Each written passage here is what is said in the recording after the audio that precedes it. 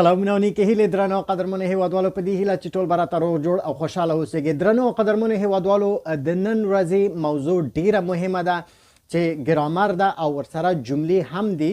نو هیله ده چې دوی ویډیو تر پایه پورې له ما سره واوسئ ترڅو په دغه موضوع باندې ښه صحیح پوه شئ. دوستانو مخکې له دې چې درس شروع کړو له تاسو ټولو څخه هیله کوم چې زما د یوټیوب چینل در سره سبسکرایب کړئ او له ملګرو سره هم در سره شریک کړئ ترڅو نور هیوادوال هم زما له ویدیوگانو څخه ګټه واخلي. سلام هموطنان نهایت عزیز، امیدوار هستم همهتان جور و سر حال باشین. دوستان عزیز، موضوع امروز بسیار مهم است. یکی از درس های مهم گرامر است که میخوایم امرایتان شریک بسازیم و جملات همچنان هست که در مثال ها بیشتر تشریح میکنیم که شما خوبتر و بیشتر بفهمین. دوستان عزیز، کسانی که چنل یوتیوب ما را سابسکرایب نکردن لطفا چنل یوتیوب ما را سابسکرایب کنین و از ویدیوهای ما استفاده بکنین و با دوستانتان نیز شریک بسازید تا که دیگه هموطنان ما همچنان لسان انگلیسی را کسانی که ضرورت دارن یاد بگیرن. پس بیاین که با هم یک جا شروع کنیم.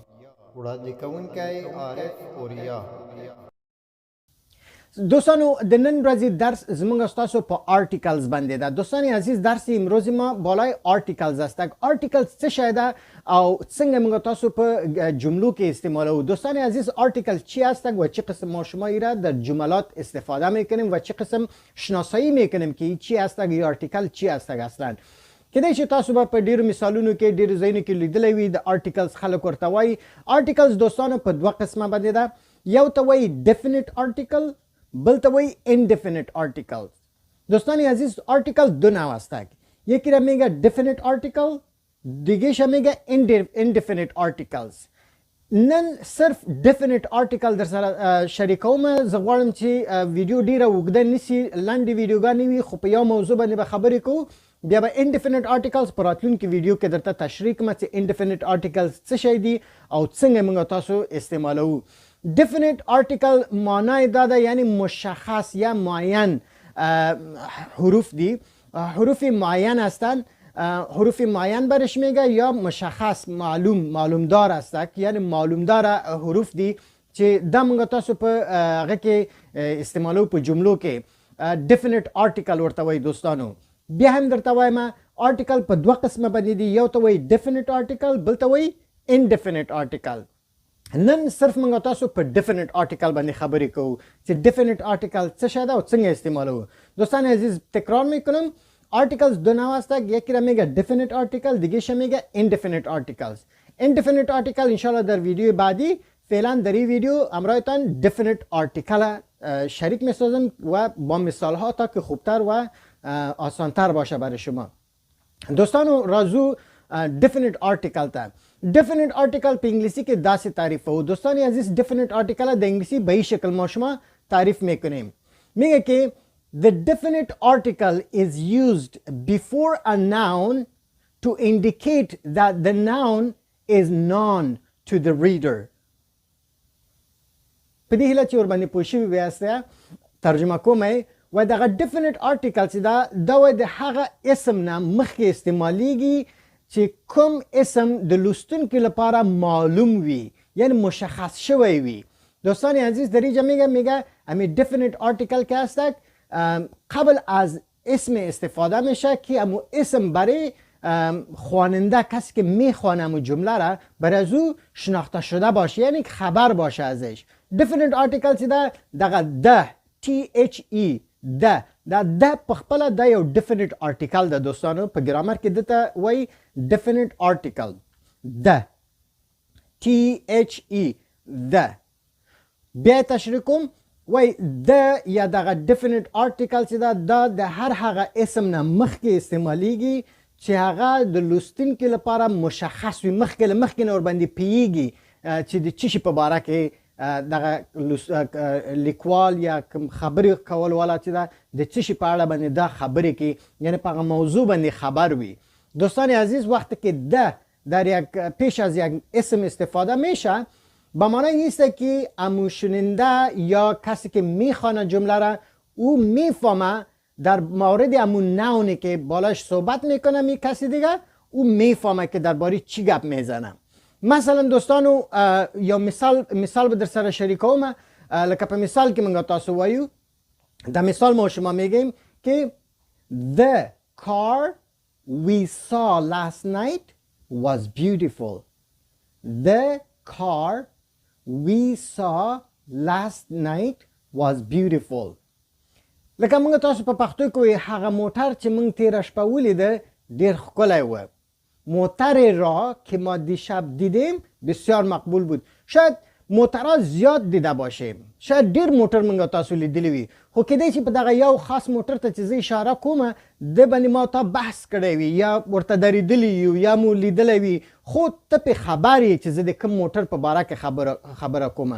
دوستان عزیز، شاید ما موترها را زیاد دیده باشیم، ولی در اینجا حتما پیش همون موتر ما شما استاد شدیم یا بالایش بحث کردیم یا یک مشخصات داشت که خودت میفهمی که من درباره کدام موتر گپ میزنم. اینجا در استفاده کردیم. The car we saw.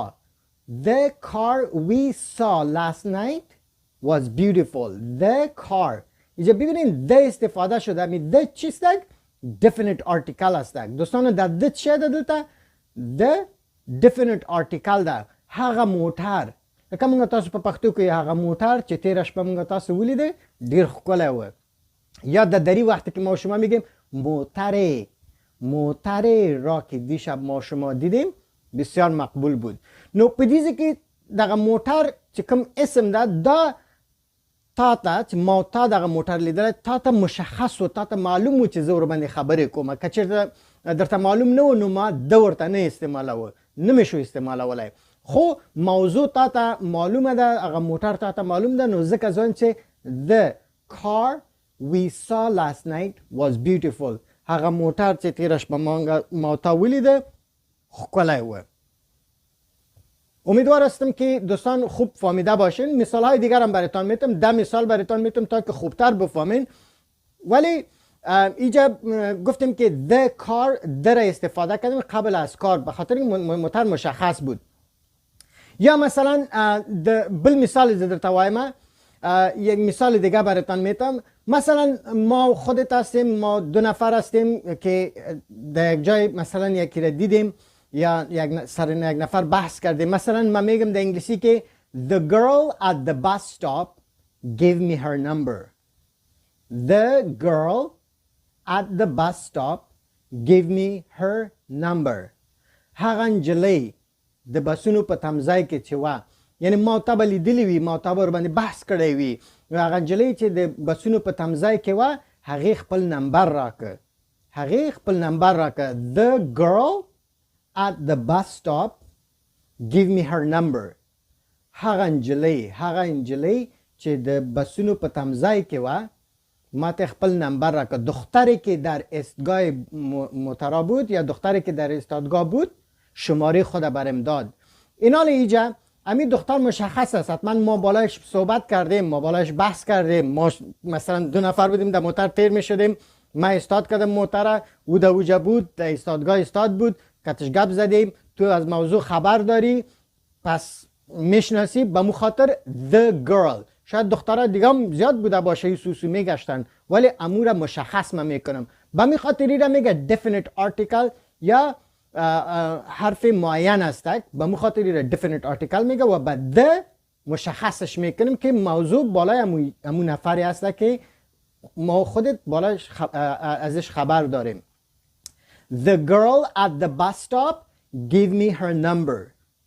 The girl at the bus stop gave me her number. هغه نجلۍ چې د موټرو په تمځای کې وه خپل نمبر یې راته راکړ.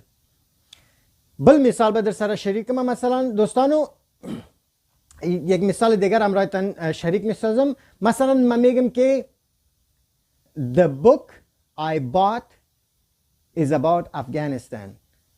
The book I bought is about Afghanistan.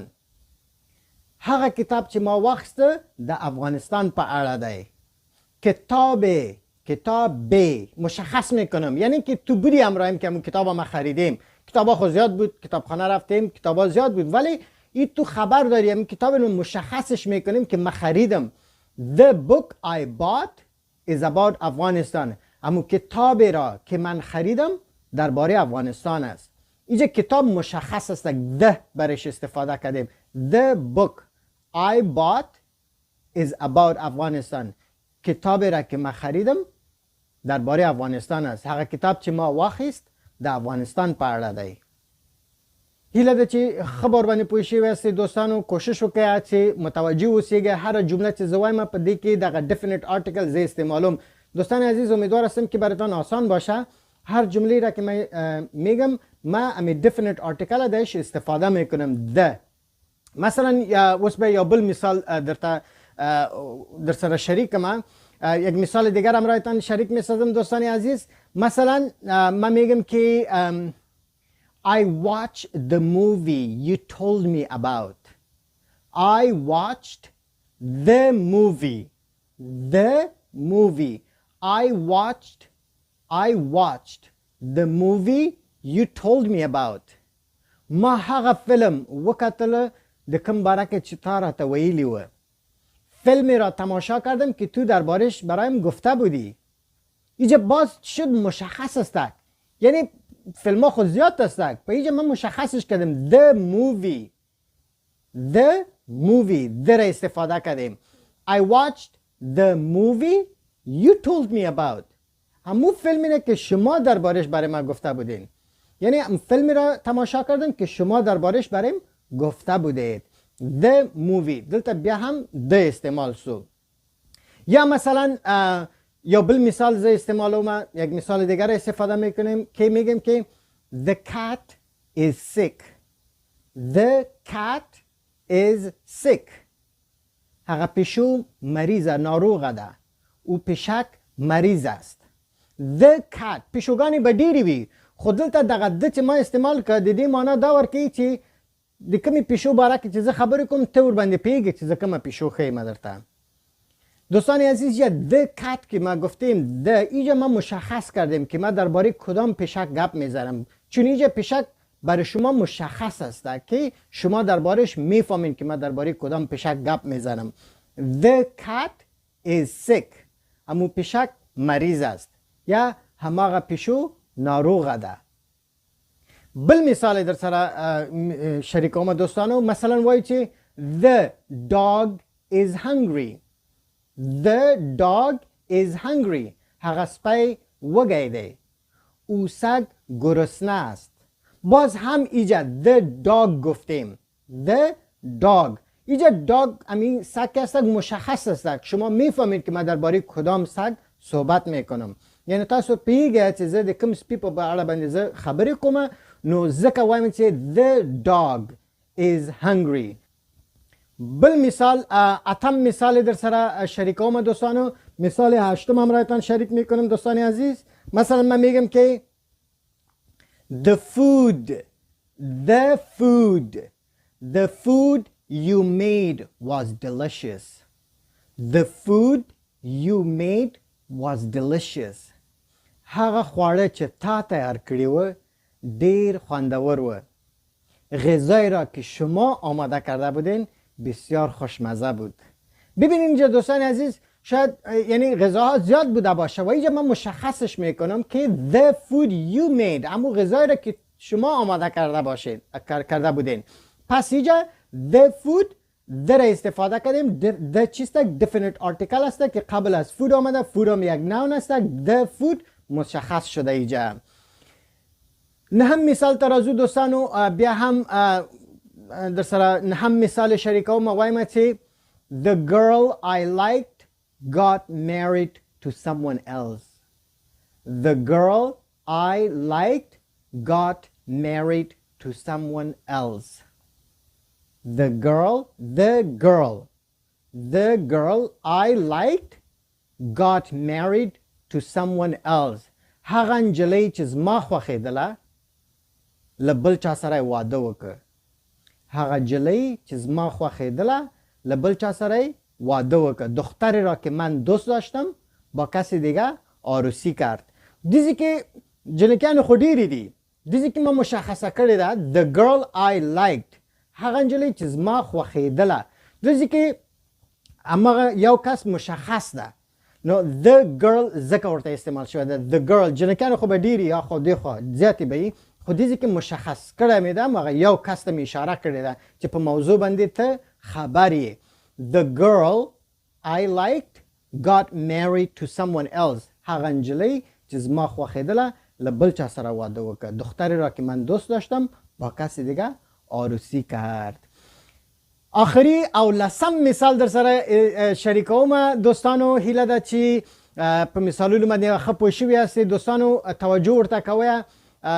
زه یو ځل دغه هر مثال بیا درته وایم چې تاسې ما پسې تکرار هم کړئ تر څو ښه مو زده شي. لسم مثال در سره شریکوم. وایي چې The TV she bought was broken. The TV she bought was broken. The TV she bought was broken. هغه تلویزیون چې هغې واخیسته مات و. تلویزیونی که او خرید شکسته بود. The TV ګوره the TV د بیا استعمال شد. The TV she bought was broken. هغه تلویزیون چې هغې واخیست مات و. تلویزیونی که او خرید شکستگی بود. دا لس مثالونه و دوستانو. اوس دغه جملې چې ستاسو ښې زده شي هیله ده چې ما پسې تکرار کړئ. هره جمله به زه وایم تاسو ما پسې تکرار کړئ او دا جملې هم در سره زده کړئ. نو دا به ستاسو په روزمره خبرو کې اضافه والی راولي او ستاسو خبرې به ورسره کشي. دوستان عزیز همین جملات را پشت من تکرار کنید تا که تلفظش درست و خوبتر یاد بگیرین و حتما انشالله در محاوره امرایتان زیاد کمک میکنه. اینقدر گپا را که یاد بگیرین ماشاءالله بخیر به زودی انگلیسی را یاد میگیرین. دوستانو اول جمله نه موږ تاسو شروع کوو. را پسې وایه زی وایم تاسو را پسې تکرار کړئ. The car we saw last night. The car we saw last night was beautiful. موټر چې موږ تیره شپه ولیده ډیر ښایسته و. موټر را که دیشب ما دیدیم بسیار مقبول بود. دویم جمله ترازو دوستانو را پسې تکرار کړئ. The girl at the bus stop gave me her number. The girl at the bus stop gave me her number. The girl at the bus stop gave me her number. The girl at the bus stop gave me her number. هغه نجلۍ چې د بسونو په تمځای کې وه خپل نمبر یې راته راکړ. یا دختری که در ایستادگاه بود شماره خود برایم داد. دریمه جمله را پسې تکرار کې دوستانو. The book I bought is about Afghanistan. The book I bought is about Afghanistan. آفرین. The book I bought is about Afghanistan. آفرین. څلورمه جمله. The apple you gave me was rotten. The apple you gave me was rotten. The apple you gave me was rotten. هغه مڼه چې تا راکړه خسا وه. سیبی را که شما برایم دادین خسا بود. دیزی که هم دوستانو دا جمله را نهیره وه چې په اوله کې ما درته ویلي و. دا د اپل دیزی که مشخص کړې ده مغه مڼه مشخص کړې ده. د اپل مڼې خو ډېرې وې خو هغه کومه مڼه چې تا ماته راکړه دلته وایي د اپل هغه مڼه چې تا ماته راکړه was rotten خسا وه. امو سیب را یعنی سیبا خو زیاد بود ولی امو درباره سیب ما صحبت میکنم که امو شما برای ما دادین. The apple you gave me was rotten. امو سیبی را که شما برایم دادین خسا بود. The apple you gave me was rotten. آفرین. پنځمې جملې ترازو. I watched the movie you told me about. I watched the movie you told me about. I watched the movie you told me about. ما هغه فیلم وکاته د کم په اړه چې تا راته ویلی و. فیلمی را تماشا کردم که شما دربارش برایم گفته بودید. آفرین. شپږم.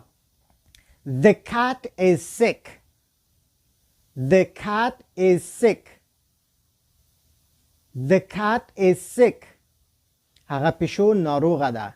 او پیشک مریض است. وم تکرار که دوستان را پسی. The dog is hungry. The dog is hungry. هغه سپی وږی دی. او سگ گرسنه است. اتمه جمله دوستان را پسی وای. The food you made was delicious. The food you made was delicious. The food you made was delicious. آفرین. The food you made was delicious. هغه خواړه چې تا تیار کړی و یا تا پخ کړی و خواږه و. غذایی را که شما تیار کرده بودین یا شما آماده کرده بودین خوشمزه بود. نهم جمله دوستان را پس تکرار کی. The girl I liked. The girl I liked. The girl I liked got married to someone else. Got married to someone else. Got married to someone else. The girl I liked got married to someone else. هغه نجلۍ چې زما خوښېدله له بل چا سره واده وکړ. دختری را که من دوست داشتم با کسی دیگه ازدواج کرد. آفرین. لسمه جمله دوستانو را پسی تکرار کیا. The TV she bought was broken. The TV she bought was broken. The TV she bought was broken. آفرین. هغه تلویزیون چې هغه واخیسته مات و. تلویزیونی که او خرید شکستگی بود یا شکسته بود. آفرین. ډیر ښه دوستانو دا و لس جملې له معنا سره او definite article چې ډیر مهمه ده دوستانو. په definite article باندې هیله ده چې تاسو پوه شوي یاست. دوستانو همدغسې په کامنټ کې راته هیله درنه کومه چې په کامنټ کې یو څو داسې جملې جوړې کړي چې په هغې کې definite article د استعمال شوی وي. دغه د پکې استعمال کړه تر څو زه پوه شم چې آیا تاسو ورباندې پوه شوي یاستید او که نه یاستید پوه شوي. دوستان عزیز امیدوار هستم که در جمله را یاد گرفته باشین و در پهلویش definite article را فراموش نکنین. دوستان عزیز بالاش تمرین کنین، پرکتیس کنین و در کامنت لطفاً بنویسین که چه قسم ما شما میتونیم که در چند جمله شما جور کنین که definite article در اوجه استفاده کرده باشین که ما بفهم که درست فهمیدین و یا خیر. دوستانو راتلونکی درس به په indefinite articles باندې وي. ډیر مهمه ده. هغه هم په هغې کې لږ تفصیل ډیر زیات ده ځکه هغه هر یو دوه دانې دي چې هر یو جدا جدا باید درته تشریح کړم. یو ا ده یو ان ده. هغه دواړه باید جدا جدا تشریح شي چې ا په کوم وخت کې استعمالیږي او ان په کوم وخت کې استعمالیږي. نو هغه به په راتلونکي ویډیو کې له تاسو سره شریکوم. دوستان عزیز درس آینده هم بسیار مهم است که درباره indefinite article است که اون دو تا هستن. هر کدامش باید جدا جدا تشریح شود با مثال ها و ببینیم که indefinite article ا کجا استفاده میشه، ان کجا استفاده میشه. هر کدامش جدا جدا در ویدیو آینده براتون تشریح میکنیم ان شاء الله. نو دوستانو په دې هیله چې ویډیو مو خوښه شوی وي که چیرته خوښه شوی می لایک هم کړئ، شیر هم کړئ او چینل می هم در سره سبسکرایب کړئ. ژوندی دی افغانستان او زنده باد افغانستان.